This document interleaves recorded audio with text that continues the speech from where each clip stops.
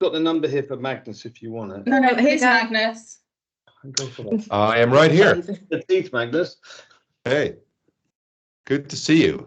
Right, we're gonna let everyone in now. Excellent. I'm going to mute myself now, okay? You mute and then.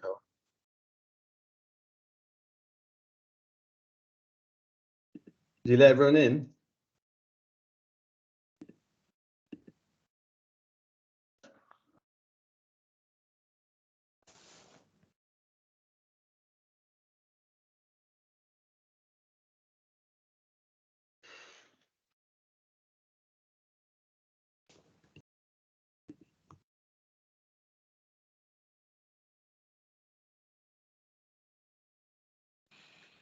Afternoon, everyone.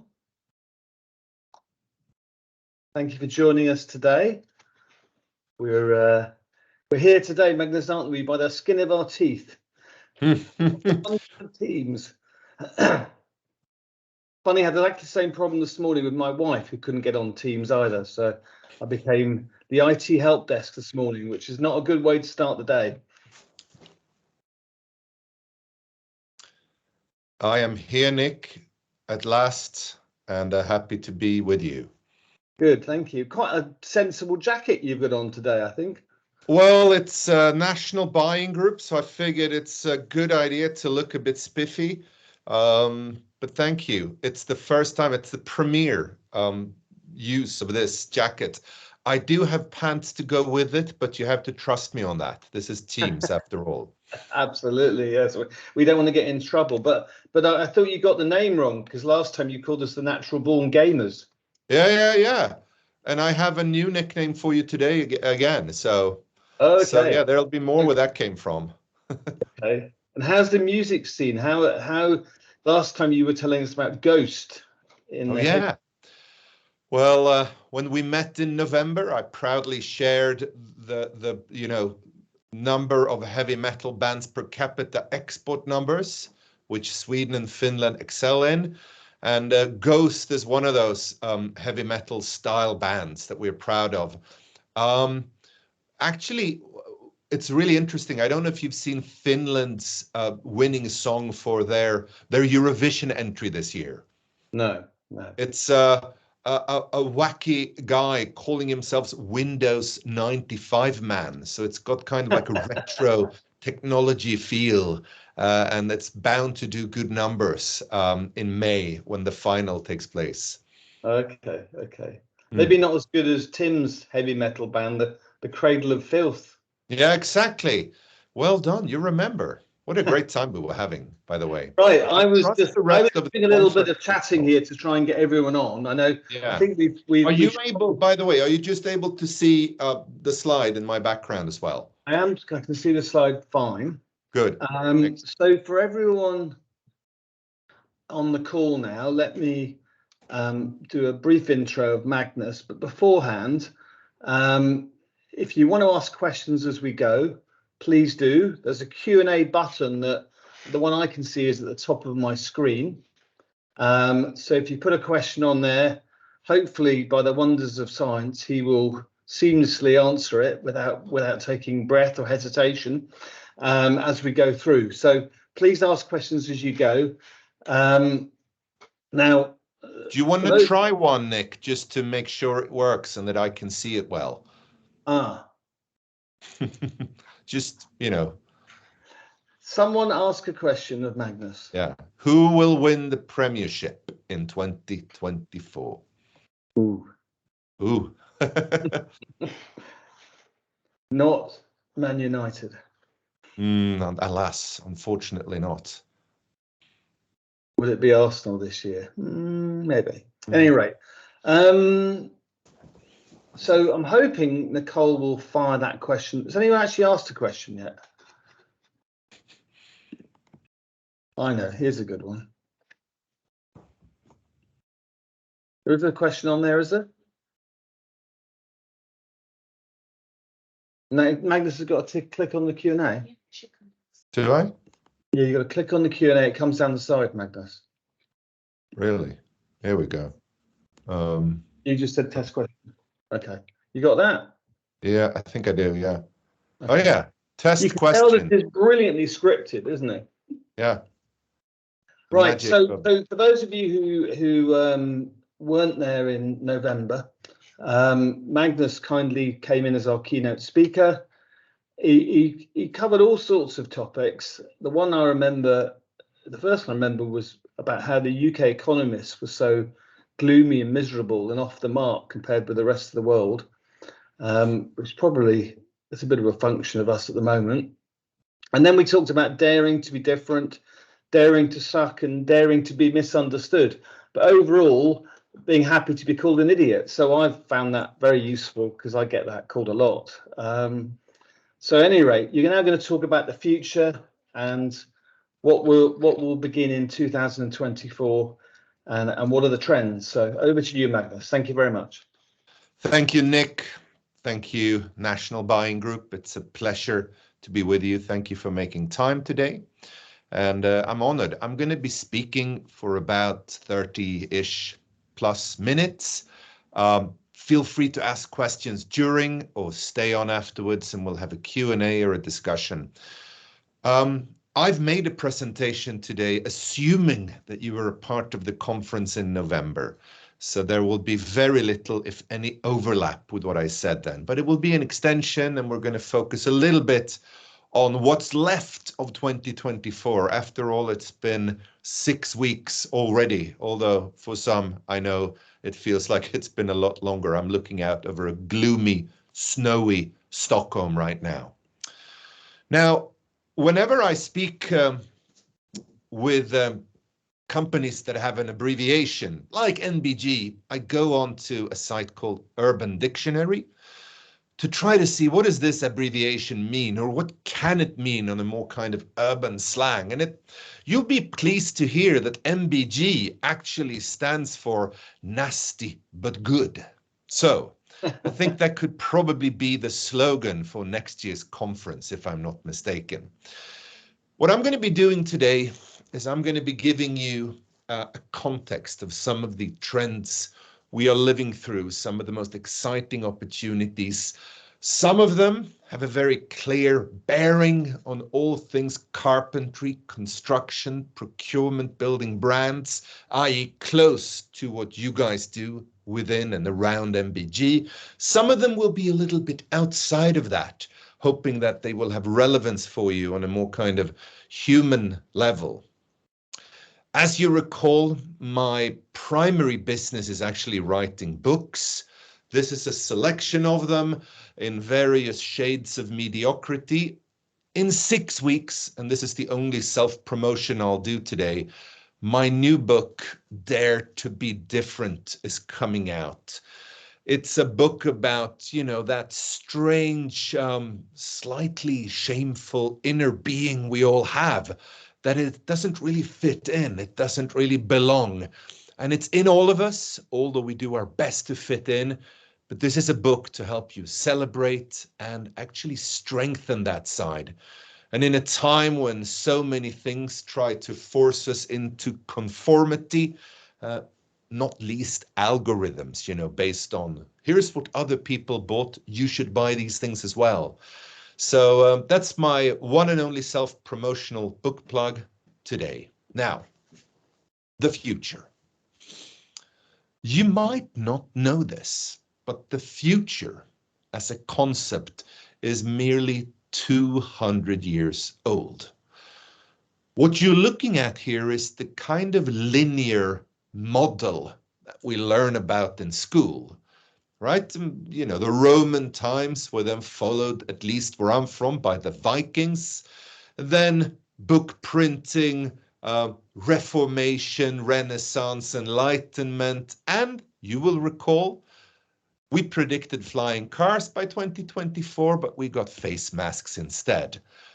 This linear model is actually not how history works.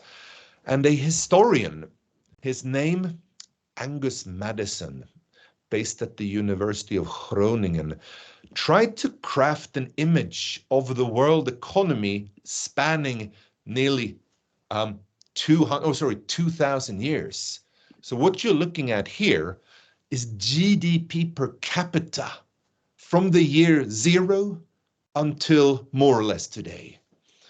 And you will recognize this kind of exponential curve, right? From whenever you use Heinz ketchup bottle. Nothing, nothing, nothing, ketchup all over the plate. What you're in essence looking at here is a portrait of two very different kinds of economics, two very different kinds of society. In the earlier one, we have motion without direction. Lots of things are happening. There is gossip, some king is getting dethroned or killed, another country is getting invaded, but we're not really moving anywhere. It's like being in an episode of Game of Thrones, in essence. Later on, we have motion and direction. We are moving, things are turbulent, up and down, but we're also getting somewhere. We can accomplish new things in the economy. We can live longer. We can have very different kinds of lives compared with what our forefathers had, or our ancestors. So the future, as an idea, as you can kind of see on the timeline here, is only about 200 years old, if even that. This very strange idea that tomorrow can be different, maybe even better, is about 200 years. And we're getting slightly addicted to that idea. I mean, in about a month ago, I saw the following retweet from the fine magazine of the UK called The Sun. And this was a tweet they wrote in October 2015, predicting that we'll be having sex with robots in the next 10 years. And then somebody commented in January this year, 1 year left. And this is the kind of expectations we're starting to have now, that the future is going to be radically different and fantastic and amazing all of the time. The American historian Daniel J. Boorstin, let me move myself back to the other side, said the following in a famous book that he wrote. We expect too much from the world. When we pick up the newspaper, we anticipate learning of momentous events, yet the real world does not supply spectacular novelty very often. And I want you to think about this, because sometimes my job as a futurologist is to come in and tell people, come on, dream bigger. But sometimes I have to hold them back. And I've noticed that in the past few years, people have not only radical, but radically negative views about the future. That some kind of doomsday event is waiting quite close on the horizon. That's when it's good to go to long-term statistics.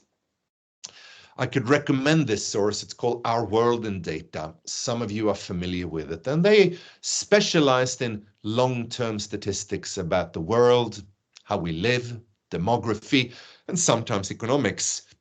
In this particular case, it's looking at homicides and the rates over the long term. More specifically, they've been able to track archives back to the 13th century. And you'll be relieved to hear that as a society, we're about to run out of homicide, at least in most European countries. Back in the 1400s, as you can see, whenever the National Buying Group had an annual conference, a couple of people would have gotten killed. That would have been part of a really great event. Let's do it again next year. These days, it is thankfully so very rare that when it happens, it makes for big, dramatic news headlines that in turn say quite little about the world at large. You can apply the same thing to climate-related deaths. They have also, over the past century, drastically declined, thanks to NBG members and clients, customers being so very good at building better. back in the 1920s, and these are global figures, it was quite common for people to actually die of heat, cold, flood, wind. There are still, unfortunately, events that kill people, but they are remarkably few if you compare it to the long term. No, I am not saying climate change is a hoax. I am not saying we do not need to adapt and build different. I'm just saying that that kind of doomsday event on the near horizon is nowhere to be seen if you look towards statistics. What I'm trying to suggest here is the radical idea that things are actually getting better long term. Now, whenever I see a marathon, I always wonder if people have explained to these people that they don't actually have to run. But if you can see here, marathon time on average has been going down quite drastically over the last 120 years. And this is not because one person got better at it. It's because over time we learn new methods, ways of training, we build better sneakers, we find collectively as a society ways of running slightly faster. I saw some statistics looking at weightlifting events, and it was a similar theme of people being able to lift slightly heavier weights with every passing generation, breaking world records continuously. Things are getting better at quite a steady and therefore boring rate. This is the total return from the American stock index. The FTSE 100 looks quite similar. The Swedish index looked quite similar. And it's what somebody said, you know what the best investment advice is for your pension funds? 4 words, just shut up and wait. Now, for some reason, this slow and steady curve does not necessarily apply to house prices, and we'll get back to that a little bit later. But I want to show you a remarkable index, the Herengracht index. Herengracht is an area in Amsterdam where there have been buildings for a very long time, and not only buildings, but residential buildings for a very long time. They've been able to track house prices all the way back to the 1600s. And here's where things get a little bit interesting, because house prices in Herengracht have gone up, and they've gone down, and they've gone up and down.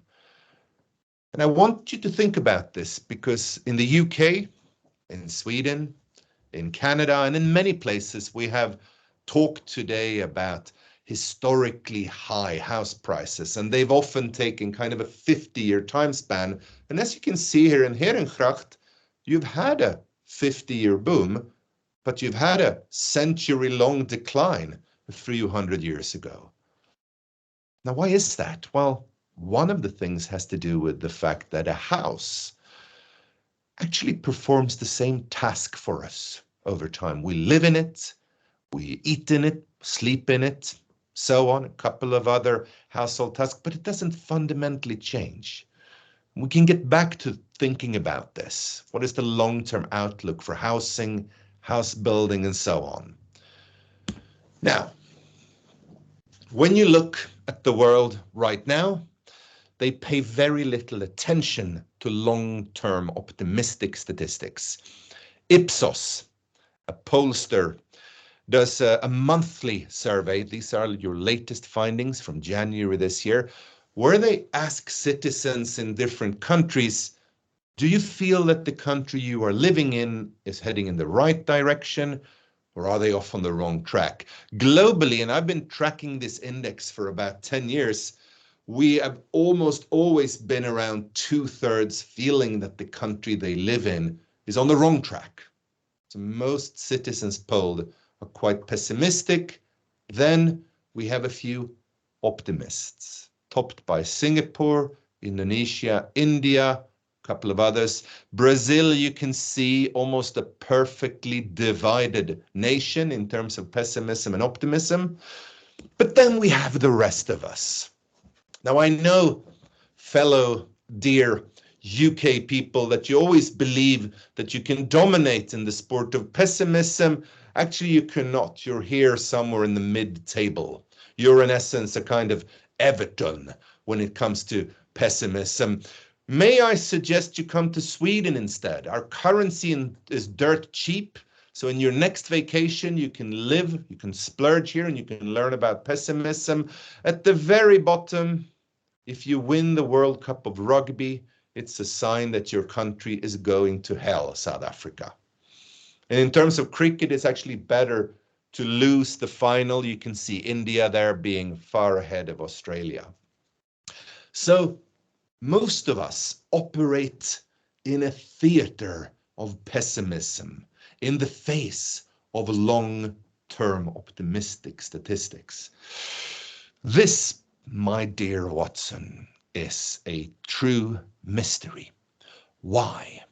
There's not one single answer, but I'd like to point to a few interesting thoughts. The first one has to do with American news, possibly a reflection of British and Swedish newspapers as well. When you look at news headlines, and this has been done as far back as the 1850s, you can see that they have gone from the top half, where they primarily positive, to now, where they, and for the past few decades, where news headlines have been predominantly negative. You might recall, if you've seen these old journalistic movies, it was a fine spring day and all the athletes gathered. It sounds very kind of dapper and fun. Whereas these days it's like, oh no, oh my God, things is going to get so much worse in this country, be it Sweden, America, UK, and beyond. There's also something that's happened to the concept of the future. By the way, I'll happily share a PDF of these things. You can find the sources, you can run your own experiments. But anyway, something has happened to the future itself. For a very long time, and this is something called a Google Ngram, where you can search the number of times a word has been used. So in this case, how many words have been related to progress, a good future, or caution and risk? And they looked at English literature, French literature, and German books. And as you can see here, yeah, we are still, when we are writing books, primarily hopeful, but for the past few decades, caution, worry, and risk is on the increase. And if you were to enter a bookstore now, most of the things about the world and its future would be about like inequality, an uninhabitable earth, rampant climate change, surveillance capitalism, hidden risks, and so on. This is my favorite book. I wish I'd written this. It's in Swedish, so I'm going to translate. In Swedish, it says, Apokalypsens gosiga mörker. It means the cozy darkness of the apocalypse. If you think about that title, it means exactly what it says. People actually kind of like the idea of an apocalypse. It's like a thrill ride. Inequality. Oh my God, a problem. Tell me more. The world will end. Sounds thrilling. Make a movie about it. So we treat the future like a kind of thrill ride roller coaster. The English are a little bit more blunt, but I saw this on the bestseller list at Heathrow recently. Everything is fucked. 2 book titles I wish I'd thought of. One of the reasons, another part of the reason, I'm not just going to blame books and the media, but another reason we have a sense of unease when it comes to the future is the fact that there are 2 kinds of future. And I'm not talking about optimism, pessimism, good or bad. I'm talking about the difference between a plus future and a minus future. What do I mean? Well, in a plus future, we think about things that will be added. In the future, we will have flying cars. In the future, you will have 3D printers at home. In the future, cool new things are going to be added. Minus future is actually a little bit more interesting because what will be taken away? What will disappear from us? What will not be here in the future? And it's actually often, in a negative sense, easy. We will not have trees. Oh my God. We will not have breathable air. Oh my God. But what about abstract things? Or what about knowledge that we take for granted? And I often think about these two kinds of future whenever I walk on Oxford Street in London and I pass by my favorite childhood hangout, His Master's Voice. Now, I had to explain to my children, no, that's not a cannon shooting a dog. It's a record player, which is how we used to consume music. And you would actually go in here to buy music and you would get 12 to 15 tracks if you bought an album. Even if you only wanted one good song, you would get 15 tracks, and very often 10 of them would be fairly mediocre.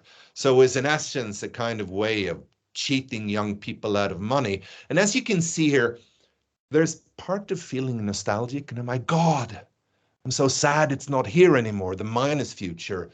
But when you actually start to think about the ease with which we consume music today, be it Swedish heavy metal, 90s Brit pop, Pink, whatever it may be, we can actually realize that it got better. But for a while, we were left in a kind of middle ground where the old was no longer working, record store, and the new, say Spotify, wasn't there. And I see this quite a lot now. There are a lot of places, the UK high street, offices that are in a kind of transition phase, that are in a kind of in-between space in history. And that might also be a reason why so many people are kind of waking up feeling a sense of gloom or disorientation. But as promised, we're going to get around to 2024 now. Wherever I go into the world in 2024, the past month have brought me all the way from California to Switzerland to the south of Sweden. People only really want to talk about two things. They want to talk about artificial intelligence and Taylor Swift. It's as if the future has been reduced to only two topics. So what I'm going to do is I'm going to go through three broad trends. The first one being the promise of AI, and then a couple of others. And like I said, some of them will have quite a strong bearing on what you do. Some of them will feel a little bit on the outskirts, and we might have to solve in the Q&A how they relate. But let's start with the promise of AI. And let me tell you about an interesting experiment done by a Tel Aviv startup called Logix. Logix had or has created an algorithmic lawyer, so a digital lawyer. And to test how effective this digital lawyer was, they had it compete against a human lawyer. So what they did was they crafted a contract, one of those thick American style contract, and they intentionally hid a number of loopholes in the contract, misspellings, ambiguities, vague formulations. And they asked the human lawyer on that side to compete against the algorithmic lawyer on this side. The human lawyer found 88%, the algorithm found 95%. Being a Man United fan, I've been taught that it's important to be optimistic, which is why I'm going to call this a draw. Because it took the human lawyer 90 minutes. 90 minutes of legal fees. It took the algorithm a mere 22 seconds. But then we, of course, get to the heart of the matter. What does it take to get a human lawyer to perform at a high level?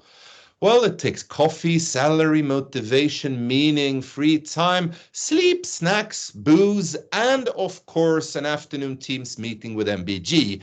It took the algorithm only electricity, then it could work in the dark for free 24/7. So we are looking at some really interesting, where previously human tasks are being sped up, automated, and perhaps for us, oh my God, being made redundant. Some of you might have seen this box. It was debuted at the Consumer Electronics Fair in Las Vegas a few weeks ago. It's called the Rabbit, and it's in essence an attempt to displace your smartphone, because this thing can do only one thing. It can function as your AI assistant. So you can hold it up. Can you solve this for me? Can you solve this homework? How tall is this wall, or how far away is that object, or what's the capital of the Democratic Republic of Congo? And then you get an instant answer. So life with AI instead of life being displaced by AI might be a better model. I can tell you a personal anecdote.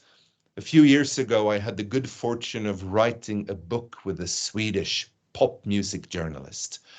His name is Jan Gradvall. He is coming out with a book about ABBA in the UK in English. It's great. So he's a really big name in Sweden. He's probably one of Sweden's best known journalists, and I felt so lucky and blessed to write a book with him. Do you think he had any time left to write a book with a futurologist? Of course not. He was doing events, TV, writing columns. So at best, I would have perhaps 10 minutes of his time per week where he would just look things over and say, that's fine, that's great, I'll sign off on that. Last year, my writing partner was ChatGPT. I did not let ChatGPT write my book, but it helped me edit, it helped me come up with ideas, it tested things for clarity. I could ask it to dumb it down. Well, how about if a 15-year-old should follow this? It was a miraculous writing partner, and with the rise of Rabbit, you and I can have that kind of work, whether we're working with our hands, our head, or both. You will recall from when we met that I talked about innovation being a liberation movement. And innovation is a liberation movement. Before the rise of washing machines, here is what it took to wash our clothes. Fill wash tub with buckets of water, heat wash tub over stove or fire, treat each stain with suitable product, put all the clothes in the wash tub, wash all clothes by hand, empty and fill with clean water, rinse and starch. And this is only, we're only going back to say the 1950s or the 1940s. This is not ancient. Something similar can be seen with cooking food. Shop for groceries, chop, dice and slice, heat stove, steam, fry and boil, set table, serve food, clear table, do the dishes. The rise of casual dining and fast food can be criticized for a lot, but it's actually freed up time. So innovation is very often a liberation movement. And this was picked up in a famous General Electric ad, which in the 1950s said, "Don't kill your wife with work, let electricity do it."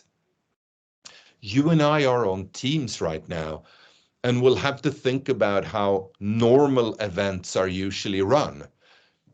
Not the fantastic annual convention with NBG, of course, it's different. But most of the events, you pack for 2 days of travel, you shower, you go to airport, you suffer through airport, you sit on an airplane, you transfer, you go, you suffer through speakers, and then you have to go all through it all backwards. Liberation is at the heart of innovation. AI should be seen as something that could free up time and mental capacity for you and I. but it takes time. And this is an important point. It's not going to happen in a mere 10 months. Take the electric guitar. For a very long time, guitars had been acoustic. With the rise of electricity, this thing, it's an actual frying pan. It was hooked up. It was quite dangerous, the risk of getting an electric shock, but nobody knew how to play it. So for a very long time, people played it like the acoustic guitar. Do, do, do, do, do, do, do, do, do. And then a decade or so later, T-Bone Walker started to understand that you could make new kinds of noise.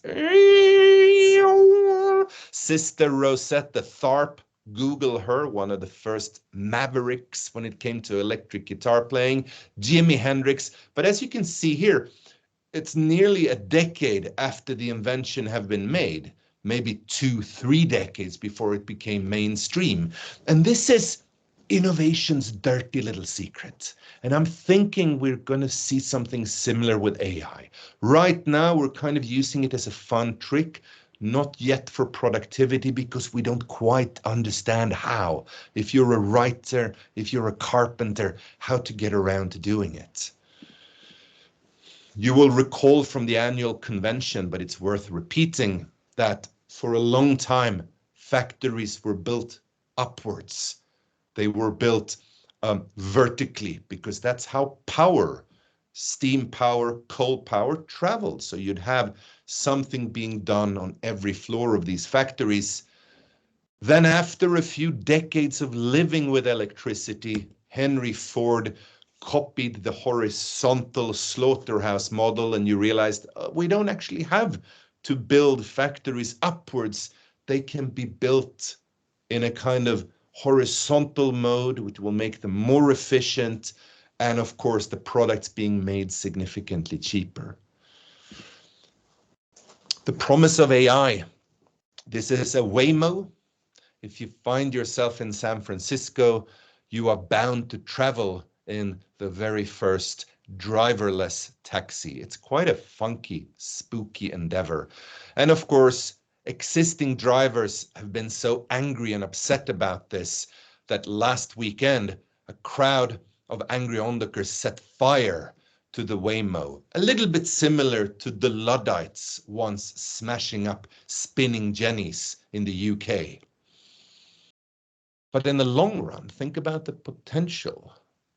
Think about what the car could be. The car might be your new house. You might not actually have a fixed address. This is where you'll do everything from sleeping, doing errands, working. And why would a car have 4 wheels and look like a horseless carriage? Ross Lovegrove, a Welsh industrial designer, created this round glass bubble, autonomous, which you can just use off the street. You don't own it. You travel around in it. And at night, you can see there, it's put on a stick and it functions as a street light by night. So it's a dual use motion vehicle. So in the short run, yes, people get angry about the Waymo. In the long run, it's going to transform our cityscapes. The promise of AI. The second trend that I want you to think about, I call mass collaboration. Here are the number of Nobel Prize winners per year over the past century. Now, what you might not know is that we have in essence had the same amount of categories since the 1960s. In other words, we are rewarding more and more people for discoveries, reflecting the fact that in science these days, very rarely do you have a lone genius going, Eureka! Very often you have 2, 3, 500 people working together to accomplish a goal. And this is not just true for scientific discovery, it's true for pop songs.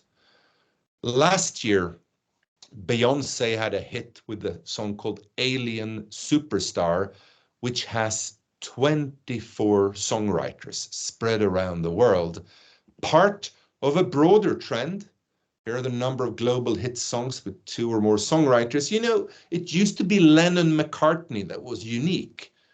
Now they are unique because there are only 2. Most songs now, I think, have 4 or 5. If you take a song like Uptown Funk, do, it has 11 songwriters. Blinding Lights by The Weeknd, I think, has about 15 songwriters. So we're entering a fundamentally different era when it comes to creating new things. You will recall from the annual conference that I said innovation happens when ideas have sex. This is your proof. More people working together, their minds mating. This is coming to construction and building as well. This you will recognize as an LED-driven water faucet. You can see if the water is cold, turns blue, too hot, red, or just the right temperature, green. Is this plumbing or electricity? It's both, and it requires plumbers and electricians developing, installing, and working together. Going back to Las Vegas again, this year they launched something called a transparent micro LED. It's in essence thin as plastic, and you can put it on a wall, making your wallpaper function like graphics or a screensaver or a projection surface. Is this wallpaper or painting, or is it electricity? The answer is it's both. And we'll see more of these cross-discipline collaborations, or what I call experimentation. What do I mean by that? Well, you cross-fertilize. It's like being John Travolta, right? You take from one side and you dance and you put it to the other.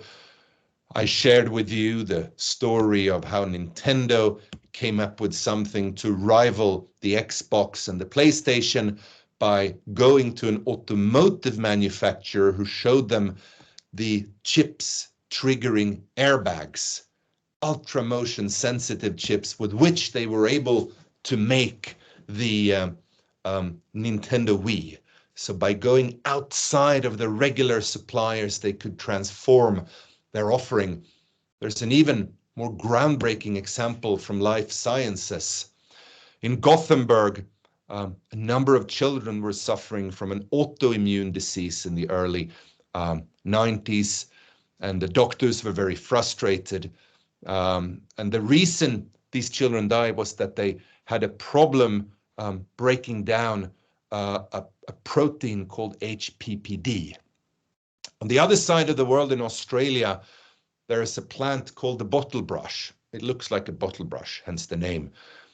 And what was interesting about this plant was that nothing grows around it. And somebody looked at it and said, this is interesting. Might there be a natural sort of biological weed killer built into the plant?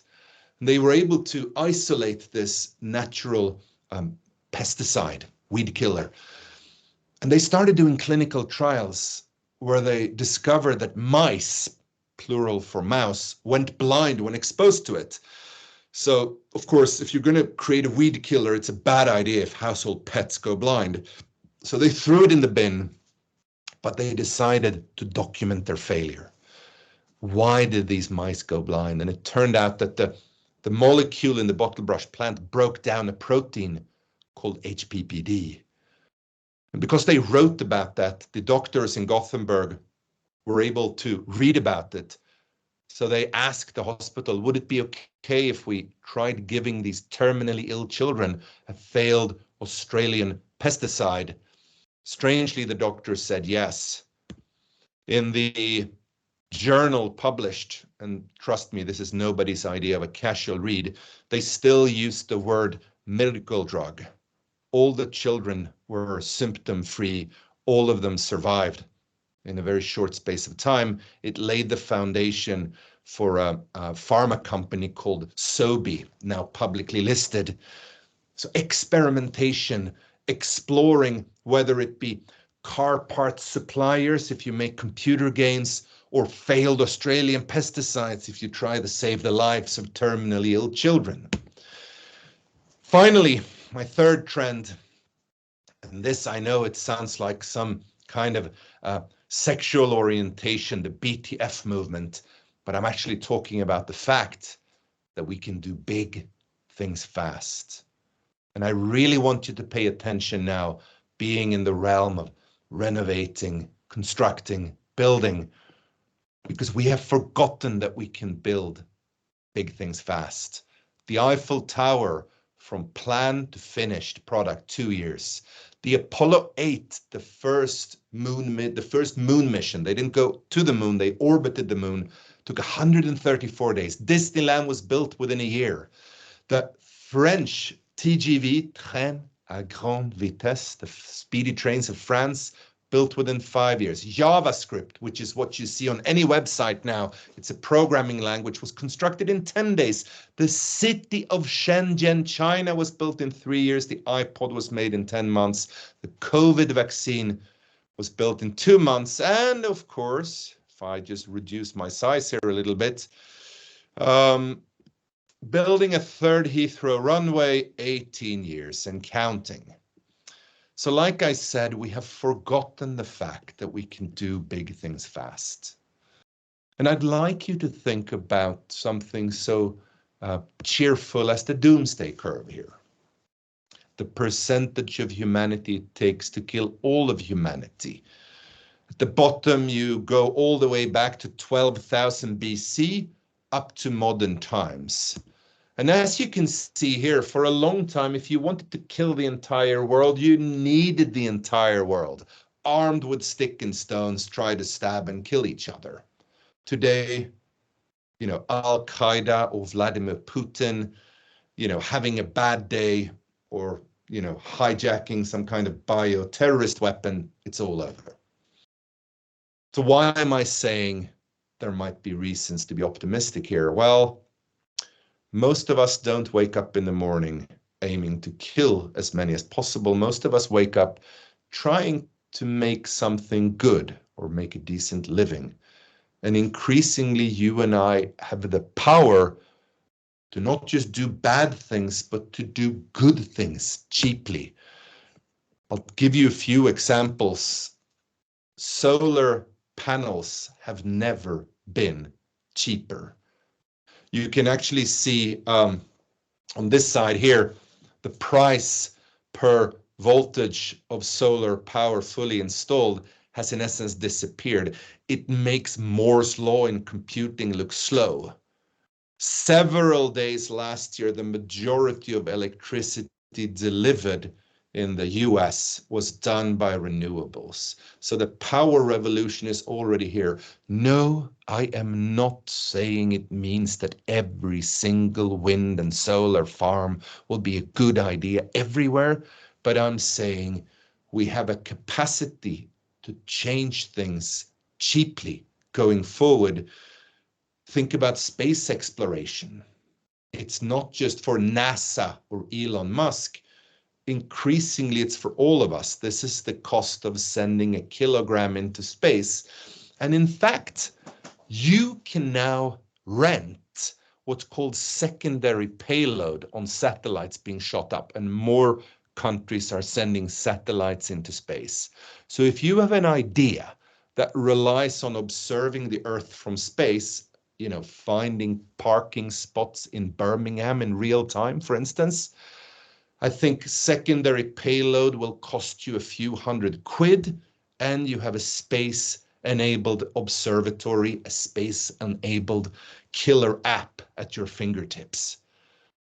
Added to this, of course, 3D printing, the power of AI, and we can see something really interesting unfolding. That things might actually continue to get better, slowly, surely, and linearly, regardless of these gloomy news headlines. But what about us? After all, we are sometimes a little bit too technocentric. This is a famous magazine article from the 1960s, where they predicted that in the future we will all have flying helicopters. The idea that women might want to earn a salary was for them unthinkable. And this is the thing we often forget about humans and how we change. So just to round things off, let's just think about some of the things that are happening now. We have seen over the past nearly 200 years how our lifespan has increased. Yes, it steadied a little bit here. It even declined a little bit during the pandemic. But overall, it's a triumph for humanity. We are living what Sarah Harper, a gerontologist, called the elongated life.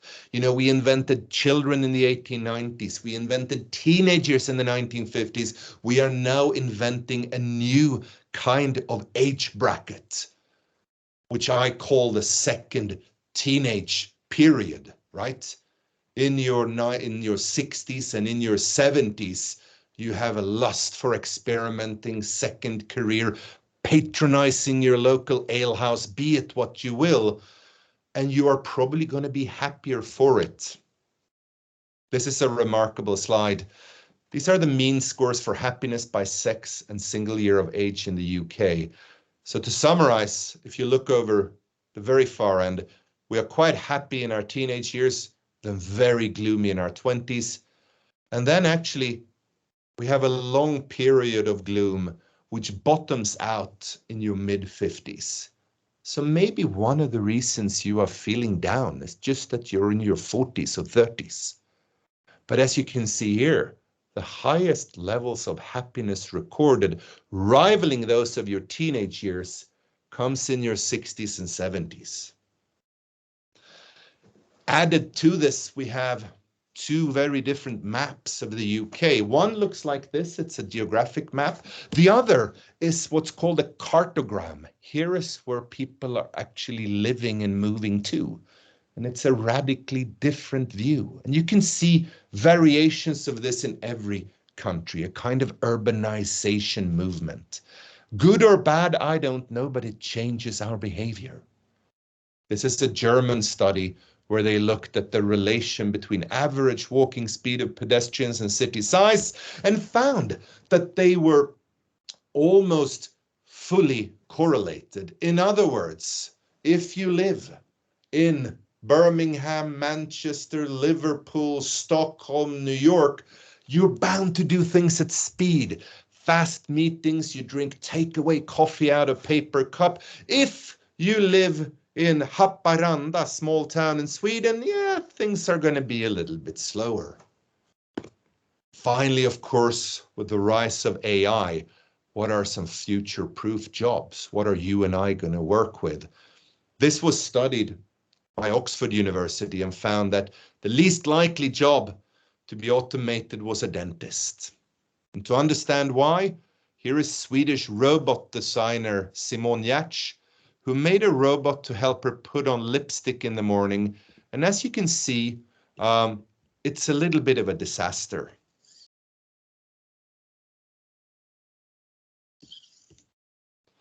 Imagine if that robot had a drill. You would not want it anywhere near your mouth.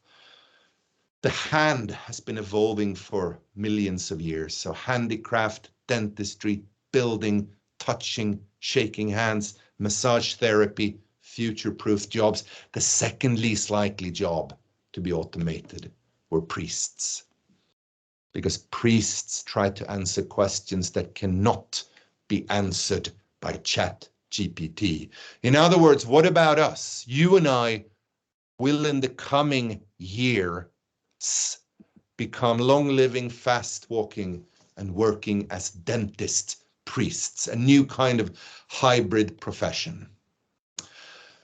I hope this has given you some stimulating food for thought. I hope it's given you maybe one thing you can apply in your life in the next year. And I hope it has made you positively bewildered for the coming decade, which I believe will be fantastic for almost everyone bar us poor Man United fans.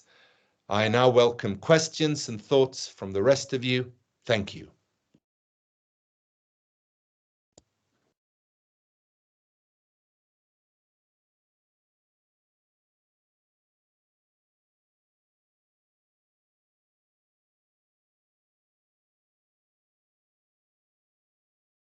Okay. Can you hear me, Magnus? I am. And now I can hear you. Yeah. Often when I find I go to the dentist, I think prayer. I try it a lot. It doesn't seem to work. I often think it's I mean, when I go to my hairdresser, I always think psychotherapy. Similarly, with cab drivers, it's a perfect time to, the comfort of strangers, to just talk about your worries and your problems. So there are a lot of hybrid potential built into professions, for sure. So let me ask you a question then. So, for a typical independent business, how do they start with AI? It's a bit sort of like, well, it doesn't really affect me. Where would they start? One thing they could start with tonight is that Google, if you use Google on your smartphone, you can see homework. It's a small button, and if you use that, you can just point your camera to a question to help your children with homework, and it will, in a very pedagogic way, help you answer the question. It's one of those kind of magic moments with technology, similar to the first time you put on a DVD, or similar to the first time you realized I will never ever have to change that light bulb because it's a LED light. It will glow long after I'm gone. That's a magic moment. Start playing around with it on your spare time. Ask questions, because most things begin as a trick. It begins as a fun thing, and then it bleeds in to the productive workspace. And it usually takes a generation, because unlearning, if you're good at something, is difficult.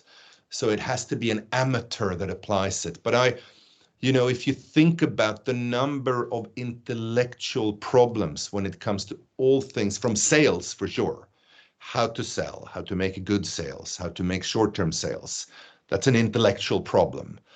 There might be a solution out there, but you will have to think about it.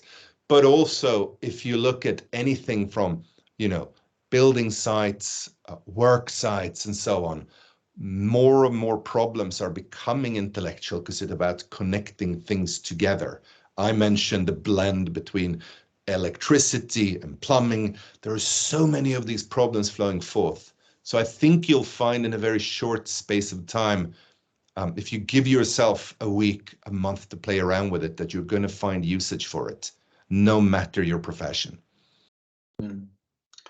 And if you talked about most things getting better.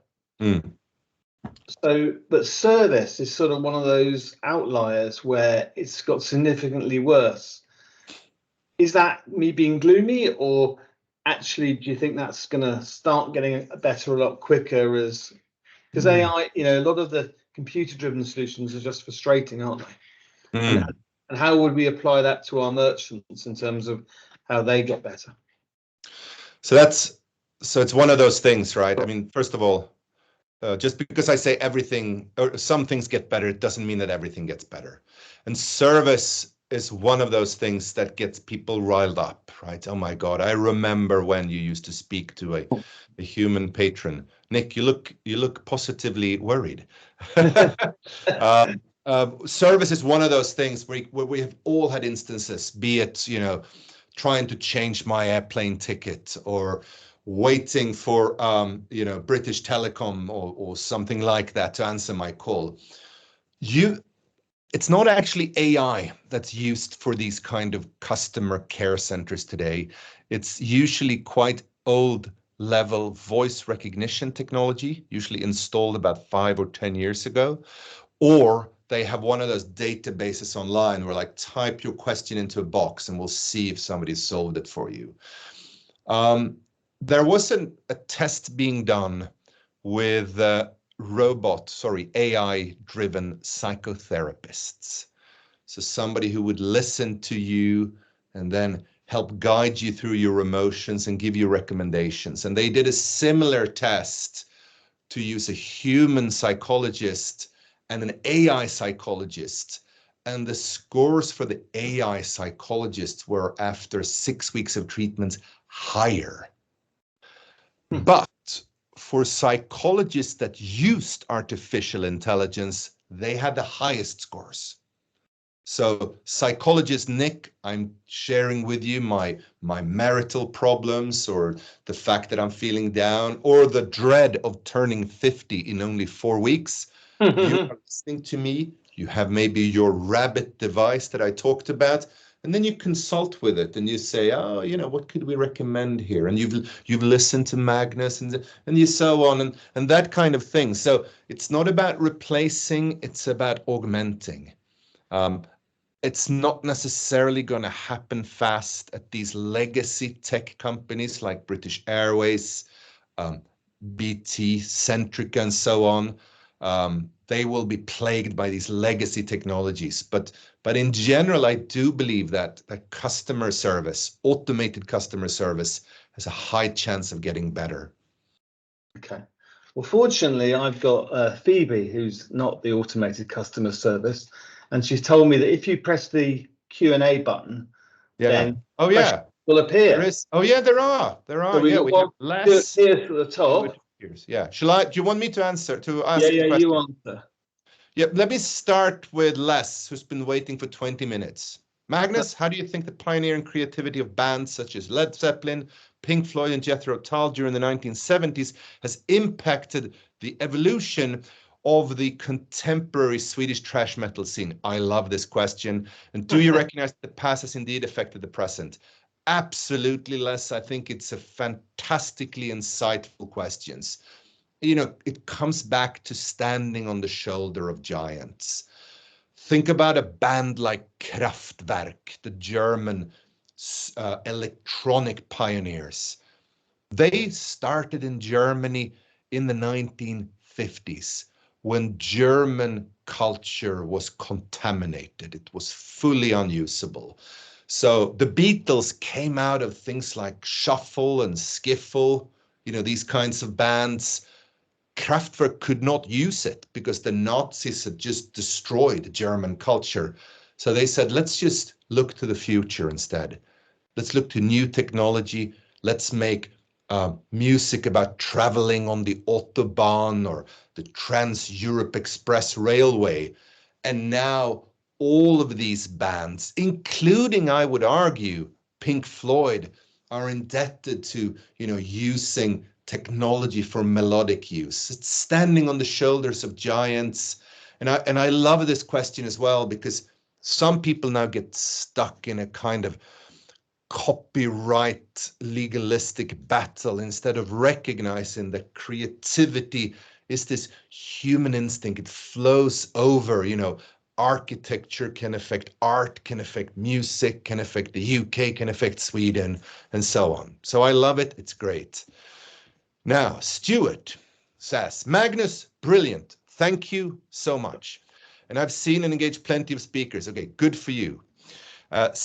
He calls it a 1950s industry. This is interesting. Anyway, social question. How do you balance out AI, the future for us all, when the world is actually run by a relatively small band of extremely rich people, yes, even richer than Man United footballers and or dictators who are ahead of the game? This is a great question. You've all seen the critique laid at the World Economic Forum. And you also have seen over the past decade how we say, oh, look at the UK, look at the US, democracy doesn't work. Of course, we should be Singapore, we should be Dubai, we should be more authoritarian. Look at Modi in India. And I always try to point to a famous quote by an economist who said that stability tends to be destabilizing in the long run.